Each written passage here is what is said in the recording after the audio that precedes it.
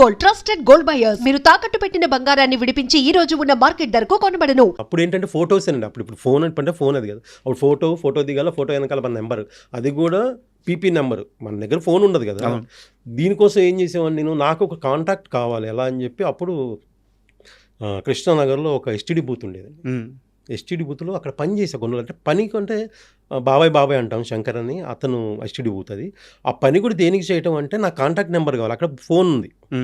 So అక్కడ కొన్ని రోజులు పని చేసే వాళ్ళం. అక్కడ కాంటాక్ట్ నెంబర్ కోసమేనా? కాంటాక్ట్ నెంబర్ కోసం నాకు నెంబర్ కావాలి. నేను ఆఫీస్కి వెళ్తే ఫోటో వెనకాల నేను ఫోన్ నెంబర్ రాసి ఇవ్వాలి. సార్ నేను ఇంకోటి అడుగుతాను.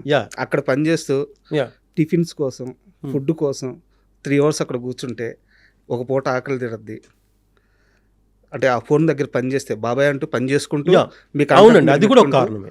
ఒక పూట కడుపు నిండద్ది, కడుపు ఫుడ్ ఉంది. మీకు తెలియదు. ఇంకో విషయం చెప్తే మీరు షాక్ అవుతారు. ఎదురుగా ఇంద్రలో కాంప్లెక్స్ ఉండేది, వైన్ షాప్ ఉండేది. అక్కడ నైట్ వీళ్ళందరూ బీర్ తాగటానికి ప్లేస్ ఎత్తుక్కుంటూ వస్తే నేను ఈ హెచ్డి బుత్తు ఒక 4 floor ఉంటుంది పైన. ఆ పైన రాకేష్ మాస్టర్ ఇన్స్టిట్యూట్ ఉండేది, ఆ తర్వాత పెట్టాడు ఆయన. ఆ పైకి వెళ్ళి నేనే ఇన్వైట్ చేశాను, రండి పైకి వెళ్ళి తాగండి, బీర్ బాటిల్స్ అక్కడే వదిలేసి వెళ్ళండి అని. బీర్ బాటిల్ ₹2 వస్తాయి. ఓకే బీర్ బాటిల్ ₹2 వస్తాయి. పొద్దున్న మళ్ళీ నేను అంటే నైట్ వీళ్ళు అందరూ వెళ్ళిపోయాక 12:30 వెళ్ళిపోయి ఎన్ని బీర్ బాటిల్స్ అన్నీ ఒక కవర్లో వేసుకొని వచ్చాను. మార్నింగ్ టిఫిన్కి వెళ్తుంది నాకు. సో అలాగ అక్కడ ఆ తర్వాత రవీంద్ర గారిని ఒక ఆయన పరిచయం. ఆయన న్యూస్ పేపర్ వేసేవారు మార్నింగ్. తర్వాత ఎర్లీ మార్నింగే ఎస్టీడీ బూత్కి బయట ఒక టేబుల్ దగ్గర న్యూస్ పేపర్స్ అమ్మేవాళ్ళం. అక్కడ ఎంత కొంత చిల్లర వచ్చేది. తెలిసిందంటే కృష్ణానగర్లో సినిమా మీద పిచ్చితో వచ్చిన ఒక మనిషి కృష్ణానగర్లో ఎన్ని బాధలు పడాలో, ఎన్ని ఇబ్బందులు పడాలో అన్నీ పడ్డాడు చిత్రం సీను. అయితే చాలా షార్ట్ టైమే, ఎక్కువ టైం కాదు, చాలా షార్ట్ టైం, తక్కువ టైం, బట్ అన్ని కష్టాలు పడ్డాడు. పడ్డాం అంటే తప్పదండి. మనం ఈ అంటే ఫిల్మ్ ఇండస్ట్రీ కాదు, ఏ రంగంలో అయినా హార్డ్ వర్క్ చేసి కష్టపడకుండా ముందుకు వెళ్ళలేమండి. నేను అదే ఫిక్స్ అయ్యే బ్రెయిన్లో. సో అలాగైతే ఆ మాస్టర్ సినిమా సెలక్షన్ జరుగుతుంటే, అన్నపూర్ణ సెలక్షన్ కాదు, ఓపెనింగ్ అంటే వెళ్ళా. చిరంజీవి గారిని చూసి ఆ తర్వాత రాజీవ్ అని ఆయన ఉన్నాడండి, డైరెక్షన్ డిపార్ట్మెంట్. ఆయన తెలుగు కూడా వచ్చు, తమిళ్ బాగా. సురేష్ కృష్ణ ఆయన డైరెక్ట్ని ఆయన దగ్గరికి వెళ్ళిపోయాడు. ఆయన కోడేటర్ల రేంజ్ వెళ్ళిపోయి, నేను ఇలా ఆర్టిస్ట్ ట్రై చేస్తున్నానండి, నాకు ఇంట్రెస్ట్ అన్నారు. మళ్ళీ తర్వాత తెలుగులో కూడా మాట్లాడారు. దానికి ఫోటో ఇచ్చి వచ్చాను. తర్వాత సరే నన్ను సెలెక్ట్ చేశారండి. సో అదే అక్కడ కూడా ఏంటంటే అండి, నేను డైరెక్ట్గా సెలెక్ట్ అవ్వలేదు, ఆయన బ్రెయిన్లో ఉన్నా నేను. తర్వాత మాకు వేరే ఫ్రెండ్ ద్వారా అతను కోఆర్డినేట్ చేసేవాడు. ఎవరికైతే లాంగ్ హెయిర్ ఉంది, ఎవరైతే హైదరాబాద్ సిటీలో కొంచెం మోడల్స్ లాగా ఉన్నారో అందరినీ స్టూడెంట్ లాగా ఉన్నాను కోఆర్డినేట్ చేసేవాడు. అతను నన్ను కోఆర్డినేట్ చేసేవాడు అండి. నేను అతని ద్వారా వెళ్ళి ఆ సినిమా కమిట్ అయ్యాను. ఆ తర్వాత మీకు ఒక సిచ్యువేషన్ చెప్తాను. సినిమాలో షార్ట్ ఏంటంటే, చిరంజీవి గారు నడుచుకుంటూ వస్తా ఉంటే ఫస్ట్ కాలేజీలో ఎంట్రీ, ఒక కుర్రోడు వచ్చి సిగరెట్ పెట్టుకొని వచ్చి, ఎక్స్క్యూజ్ మీ మ్యాచ్ బాక్స్ ఉందని అడగాలి.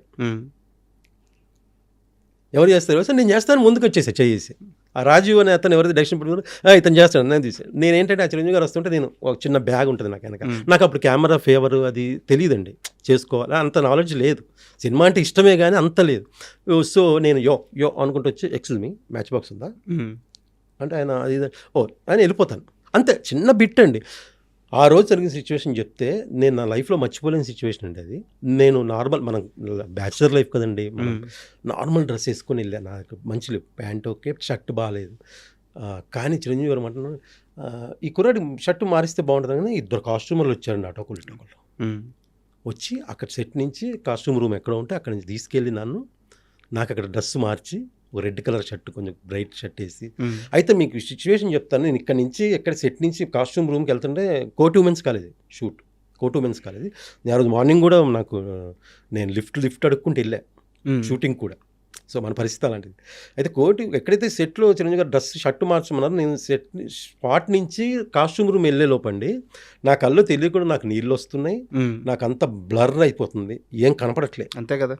అసలు చిరంజీవి గారు ఏంటి, ఒక జూనియర్ ఆర్టిస్ట్ చిరంజీవి గారు చెప్పడం ఏంటండి, కళ్ళు తుడుచుకుని ఇక షర్ట్ వేసుకుని వచ్చి ఆ షార్ట్ చేసాం, అయిపోయింది. తర్వాత ఇంకో సిచ్యువేషన్లో మళ్ళీ సేమ్ ఇంటర్వెల్లో చిరంజీవి గారు పెద్ద ఫైట్ జరుగుద్ది.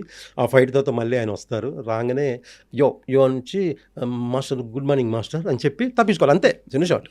ఆ తర్వాత క్లాస్ రూమ్లో అక్కడక్కడ డ్యాన్సులు అవి ఉండేవి, స్టేజ్ అదే టేబుల్ మీద ఎక్కి డ్యాన్స్ చేయటం, టేబుల్ కాడ పట్టుకుని అవి ఇక అంతా అసలు లెంత్ చేసాం. బట్ ఎక్కువ ఆ 2 షాట్లు రిజిస్టర్ అయ్యాం. అది నాకు ఇప్పుడు కూడా నేను చెప్తే కానీ తెలుస్తుంది నేను అని.